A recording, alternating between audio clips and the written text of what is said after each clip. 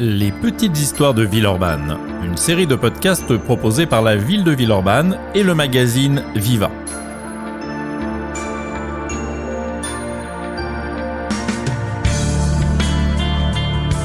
On les appelait régents d'école, précepteurs de jeunesse ou tout simplement instituteurs.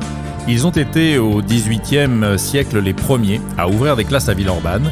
C'est à leur rencontre que nous vous entraînons aujourd'hui.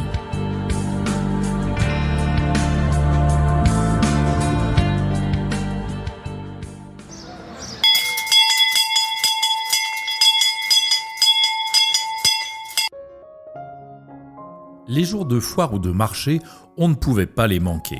Ils détonnaient dans la foule des clients ou des marchands par leurs drôles de chapeaux, ornés de plumes signalant leur métier. Une, pour indiquer qu'ils enseignaient à lire. Deux, s'ils apprenaient aussi à écrire. Ils allaient ainsi de village en village proposer leurs services à qui les voulait bien. On les voyait arriver au premier temps de l'automne, lorsque les travaux des champs se terminaient et que les paysans, n'ayant plus besoin de leur progéniture, acceptaient de les envoyer à l'école. Bon nombre de ces précepteurs de jeunesse venaient des montagnes, du Dauphiné, du Queyras et du Briançonnais notamment, où le protestantisme impliquait de savoir lire la Bible, tandis que les terres du Bas-Dauphiné, catholiques, demeuraient pour leur part largement illettrés. Ces migrants aux chapeaux à plumes restaient à Villeurbanne le temps de la morte saison, puis remontaient chez eux au début du printemps pour s'occuper de leurs récoltes et de leurs bêtes. Ainsi, Chauffret Morel, natif de la commune de Veille, canton d'Aiguille, dans le département des Hautes-Alpes, présent à Villeurbanne en septembre 1822. Voisinage de Lyon aidant, les Villeurbanais recrutaient aussi leurs maîtres d'école entre Rhône et Saône, comme le sieur Claude Cazot, venu en 1773 de la Croix-Rousse, où son père était jardinier.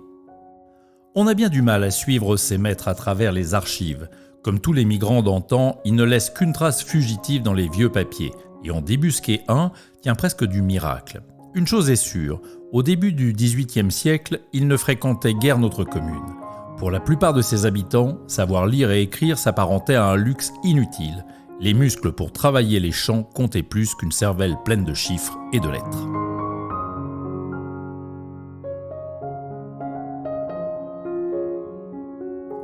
Résultat, entre 1710 et 1720, seuls 8% des Villeurbanais s'avérèrent capables de signer leur acte de mariage, et 92% sont donc analphabètes. La situation change dans la seconde moitié du siècle des Lumières. Les Français se prennent de passion pour les arts, la littérature, les sciences et la connaissance en général, tandis que le développement économique du pays rend nécessaire l'instruction du plus grand nombre. À Villeurbanne, où le commerce avec Lyon se développe fortement, l'illettrisme devient un handicap. On réclame alors à corps et à cri des précepteurs de jeunesse. Claude Cazot, le fils du jardinier de la Croix-Rousse, est rejoint en 1780 par maître Jacques Pérard et Jean-Claude Burel, puis par Philibert Gervais en 1798, et encore par Étienne Chermette et Jean-Marie Juge en 1808 et 1809. Certaines années, notamment en 1780 et 1781, on compte jusqu'à 3 enseignants présents en même temps au village.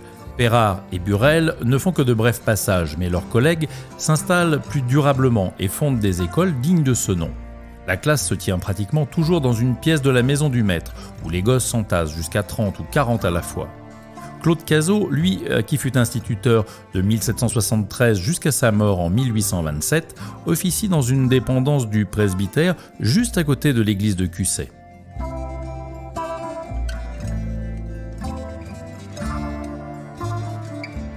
La première année, Cazot et ses confrères enseignent les lettres de l'alphabet, puis la lecture à leurs élèves. Plus difficile à acquérir, surtout pour les doigts de petits campagnards plus habitués à manier le manche d'une bêche qu'une plume à gratter le papier, l'art de l'écriture ne vient qu'en 2e année. Enfin, lorsque les enfants ont la chance de pouvoir venir une 3e année de suite sur les bancs de l'école, le maître leur apprend le calcul et quelques rudiments de latin. Les précepteurs ne touchent aucun salaire de la commune. Il faut attendre le 19e siècle pour voir celle-ci s'investir dans l'éducation. Ils gagnent leur pain en faisant payer chaque année aux parents une taxe d'écolage équivalente à quelques jours de salaire par enfant. Plus le maître a d'élèves, mieux il gagne sa vie. Il ne figure pas pour autant parmi les gens aisés. Ces ardoises servent souvent pour inscrire des dettes qu'ils sèment chez le boulanger ou le boucher. Pour remplir leur bourse de quelques écus supplémentaires, la plupart cumulent un second emploi. Ainsi, Claude Cazot fait office de marguillier du curé. Moyennant la gratuité de son logement au presbytère, il sonne les cloches de l'église, s'occupe de son entretien, gère les biens de la paroisse et aide à préparer les messes. En 1785, Maître Cazot a épargné suffisamment d'argent pour pouvoir s'acheter une petite maison dans le quartier de Cusset, signe que les précepteurs de jeunesse cessent d'être des migrants et s'enracinent à Villeurbanne. Le résultat se fait très vite sentir. Entre 1780 et 1789, sur 344 époux et épouses, 111 parviennent désormais à signer leur acte de mariage, soit 32% de la population. Le savoir des savants s'ouvre enfin aux simples paysans.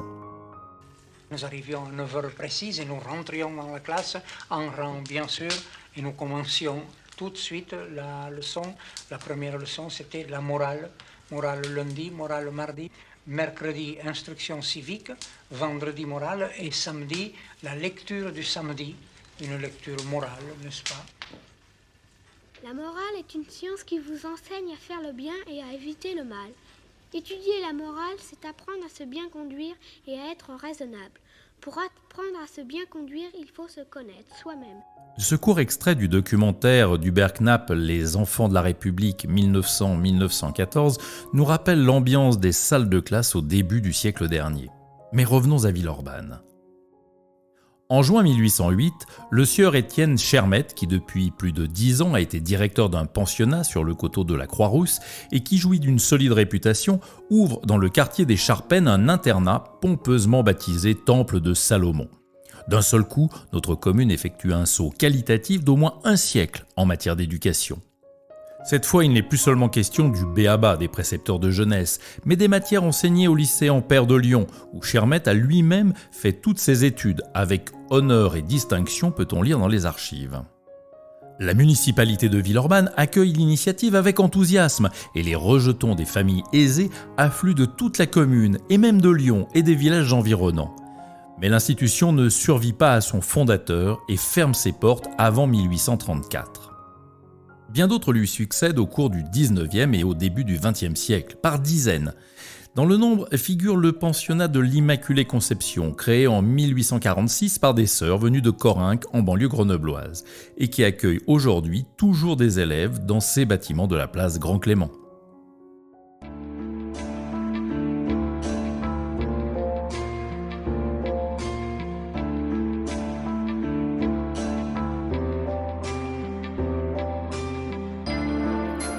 Ce podcast a été réalisé à partir du texte de l'historien Alain Belmont, texte paru dans le numéro de mars 2023 du magazine Viva.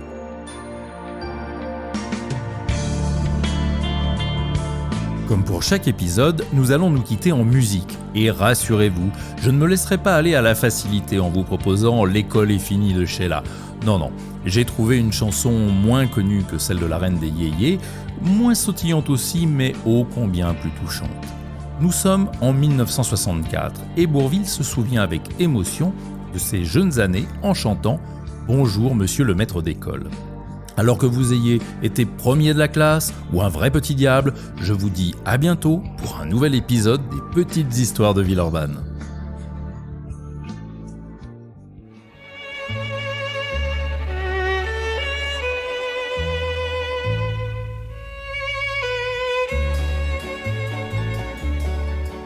Monsieur le maître d'école, vous souvenez-vous encore de moi, d'un petit garçon qui fut, je crois, pas toujours sage, d'un petit garçon qui a bien grandi et qui maintenant souvent se dit c'était le bel âge, monsieur le maître d'école. Moi je me souviens encore de vous, joujou, genou, caillou, bijou et toute la gamme, géographie, récitation, histoire de France et rédaction. Oh quel programme! malgré le temps qui s'envole, il n'en est pas moins vrai que les souvenirs d'école ne s'oublient jamais. Monsieur le maître d'école.